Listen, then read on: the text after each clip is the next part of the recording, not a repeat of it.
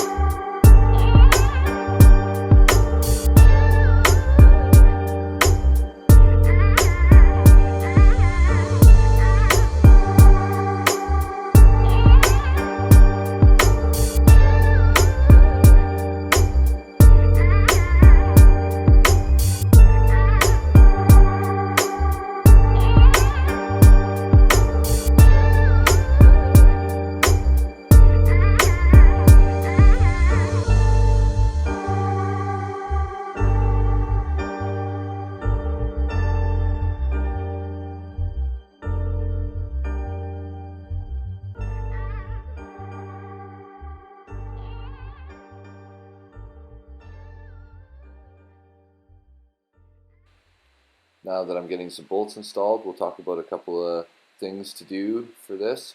Uh, First thing you'll notice is I like to push my screen up tight with the surface of the rock, and that way when I'm installing my rebar, I'm sure not to rip any screen or get it in the way of the injector system. I think that the least amount of screen movement possible, the best. So I like to check it a couple of times with my drill crowd and my drill steel and make sure that I'll be able to touch the rock and not get this screen in the way. So it's really important to watch the way that these the dolly hoses move. It's really important that those stay fluid and well maintained. They can get bunched up on each other really easily, and you start catching hoses, and you can't push your rebar all the way, and it turns into a big disaster real quick. So move on to the next bolt here. You'll see I like to use my boom crowd to flatten all the screen if need be, make it nice so it doesn't catch on the jumbo booms at all. So see, I had a nice setup there. I didn't really have to do any testing to make sure that my drill steel was gonna not rip the screen at all.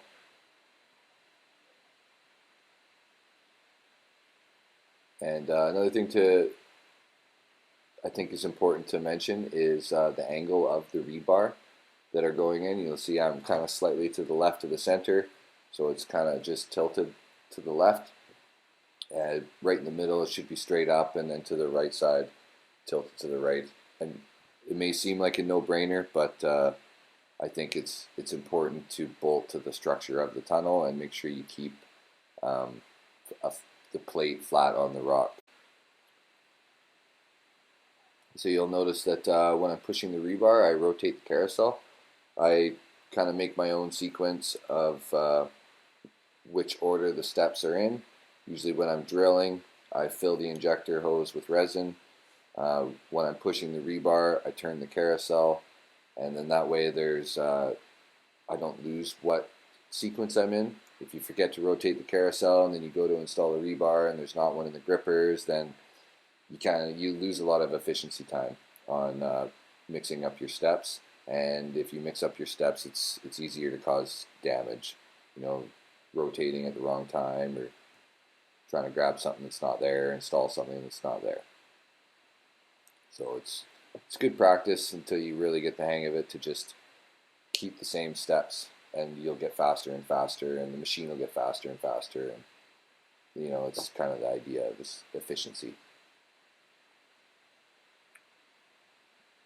So you notice here, if I pull my drill steel out and it's going to catch on the screen, I don't let it pull the screen back. I'll push my drill crowd to the rock, pull my drill steel out, and then punch a hole into the hole rather than pulling it out. So that way it keeps the screen in the proper space. And I find a lot of times that if you allow your bit to catch on the screen when it's auto returning, it'll make a big mess for your screen, and you'll have a lot of trouble getting either your resin in or your rebar in. Okay, so we're going to shuffle ahead here.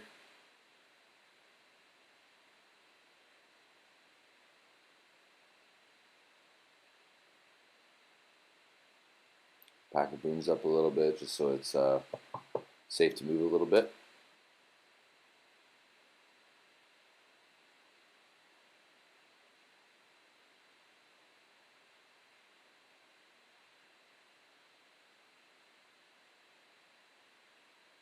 And jacks down.